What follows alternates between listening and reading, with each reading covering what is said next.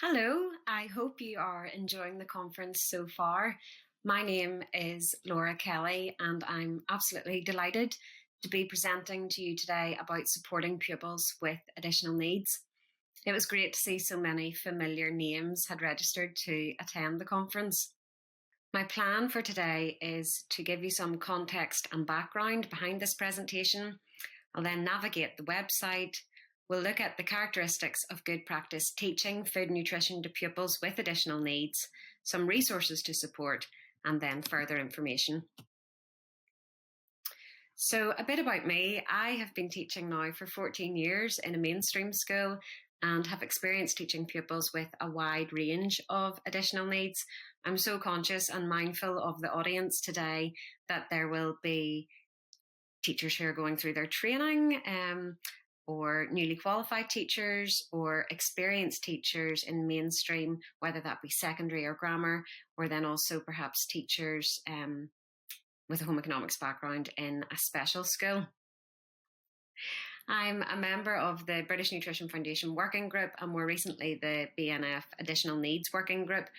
I'm also the principal moderator and the specification and resource writer for the SEA entry-level home economics, and that qualification is really tailored towards pupils who may not achieve or maybe aren't ready for the GCSE course. And we would often find that the candidates coming through would have a range of additional needs, or perhaps the centres might be from a special school. So I'm just genuinely really passionate and have a personal interest in this area. Again, just a bit of background on recent research.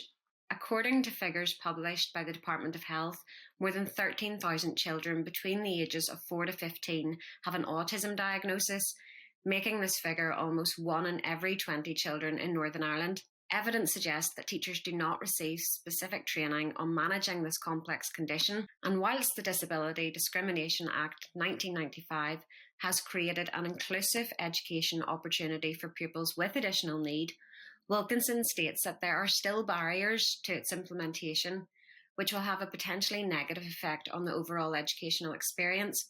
We're so lucky that generally pupils love home economics and it's normally a really positive environment. I think it's just really important to be aware of the wide range of additional needs in classrooms nowadays. This presentation is focusing on the resources that have been created and some guidelines that have been created to help us support pupils with additional needs in our home economics classrooms. According to the Special Educational Needs and Disability Code of Practice, a child or young person has special educational needs if they have a learning difficulty or disability which calls for special educational provision to be made for him or her. And the Code of Practice identifies 4 broad areas of need and support. So it could be to do with communication and interaction, cognition and learning, social, emotional and mental health, and sensory and or physical needs. And it's so important that we know the background of each pupil within our care to effectively meet their needs. So just before I show you and discuss the characteristics of good practice, I'd like to make you aware of where you can access these resources and guidelines on the Fit Effective Life website. So this is the website. It's this section here. It's just been recently added. And the amount of resources in this section are just incredible. And what I want to keep highlighting is that regardless of whether you're secondary, grammar, or in a special school, the beauty about all of the resources on Fit Effective Life is that they can be edited, or you can tweak them to suit the needs of your learners. So these resources aren't just for pupils with additional needs. But I'm just going to click in here to show you how to access the characteristics of good practice in teaching food and nutrition education to pupils with additional needs, and then I'll talk you through it. And you can click into either the main guide or go into individual characteristics here, but I'll take you back to the presentation. Okay, so a bit of background about how this came about. You may be familiar with the characteristics of good practice in teaching food nutrition education to pupils in primary school, or the publication for teaching pupils in secondary school. So this is now the third publication where it's characteristics of good practice, but for teaching pupils with additional needs. And I was involved in this, in producing this guide as part of the working group. The group had a range of different experts from different backgrounds, and it was really interesting to learn from all of them. But we agreed on 12 characteristics that relate to teaching food nutrition to pupils with additional needs. It's not, we could have talked about lots more, but we have narrowed it down to the 12, and I'll show you them. And then there's an exemplification of each characteristic, including case studies and top tips, again, which I'll show you, and then some further information and support. So it's a really comprehensive guide, but it's a brilliant go-to starting point if you are teaching pupils with additional needs, or even just want to find out more. So the characteristics that we agreed on, I have them listed there: developing professional competence, taking a whole school approach, knowing your pupils, teaching the curriculum, developing skills for independent living, developing skills for work, running practical food lessons, establishing good food hygiene and safety practices, developing practical food skills, exploring where food comes from, healthy eating, and making decisions. So just wanted to show you a case study example, say, for example, for one of the characteristics. This is the one that I was involved in writing. My characteristic was knowing your pupils. I was absolutely delighted that was the one that I got to do, because whilst it seemed so obvious that, of course we should know our pupils, actually, how much do we really know about them? How much do we know about maybe their sensory awareness or perception in a practical, food class, what they like, and maybe different things that would trigger them, or even in terms of physically, what are they capable of? Do you maybe need to, if a child's in a wheelchair, do they need the room adapted, or even using special scissors or adapting equipment? Really, that should all be done so that every child has access to the same experience of all pupils. So you can see there, there's just an overview and then tips, and then the overview and then tips. Then it's in practice. There's the planning, working with others, the whole child and young person. And then this one is avoiding stereotypes and breaking down barriers. And then there's just a wee section there on exemplary practice. So that's what it's like for all 12 characteristics. Another thing that's available on the website within the additional needs section is this reflection document, again for each characteristic. And it's really good template to help practitioners reflect and audit their current practice. It's really useful at any stage of your career. Again, I was saying there's such a, we're all at different stages within our career, even in this audience today. But really any of us could use this. And it's brilliant for identifying future actions and ways to move forward.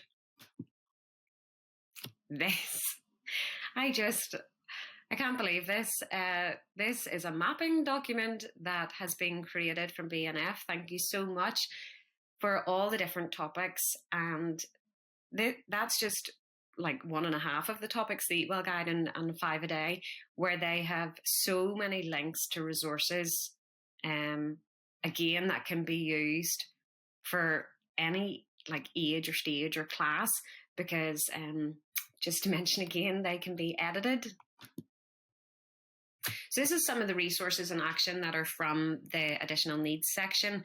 I have used these just with my classes in mainstream. The recipes are so well structured. And again, like you can even take away that photo and add in a photo that, somebody in your class has made. I love the layout and, as I said, the structure of them and the checklist that they can tick off each ingredient and the equipment, and then how the method is broken down here. It's just so well organized.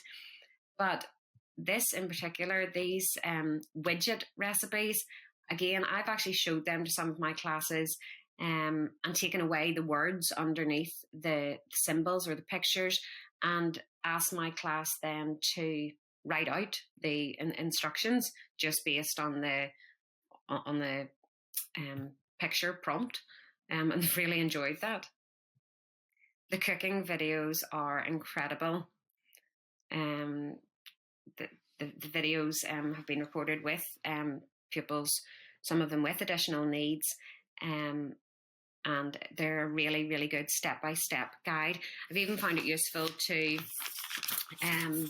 maybe put up a link on Google Classroom and ask my class to watch them before coming into school, or even just showing them in school as a demonstration video. And some of the recipes there are brilliant and can be used just with any class. The social stories, I love. Again, within mainstream, special school, any context really, they can be used, because there's a teacher's guide. Some of the teacher's guide for the social stories is like 14 pages, where it takes you through slide 1 to 2 and gives you suggested activities and suggested questions. It's nearly like a script for a couple of lessons. This is a social story for cooking, whereby obviously you can see the different skills are being demonstrated, but there's also social stories for going shopping, planning what to eat, and then eating and sharing. So it's all about developing skills for independent living.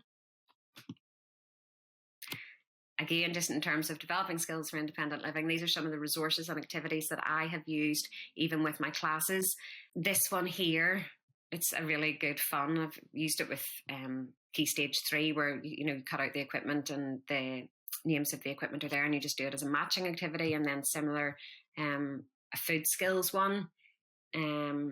Obviously it could be a matching activity, or you could just show the picture, and then obviously the pupils would have to maybe describe. These knowledge organisers, if you haven't used any of the knowledge organisers on Food Effective Life, oh my goodness, please check them out after this. They're incredible, visually so attractive, really well structured, and it's really just a summary of a topic on one page.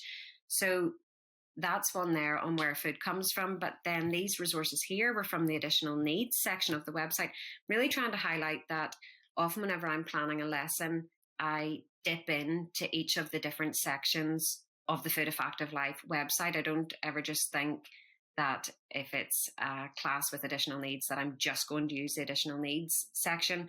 I'm often going into then the primary or the younger years to look at what resources might be appropriate, just to effectively differentiate within my class and to make the lesson different. So I'm just so grateful for all the resources that are there. And really today I just wanted to highlight the section of the website about teaching pupils and supporting pupils with additional needs. Okay, so some final thoughts. Be creative when planning lessons and adapting resources to meet the needs of the pupils in your care. I think it's good to openly engage with parents and carers and any specialists, especially your SENCO in school, to ensure you have the most up-to-date information about how to meet the individual needs of your pupils effectively. And then explore food as an opportunity for pupil growth, including the development of fine, gross and sensory skills, providing social experiences and having fun. Finally, just for some further information and support, this is within the Characteristics of Good Practice publication. There's just so many things listed there that it's really worth checking out. So thank you very much for today.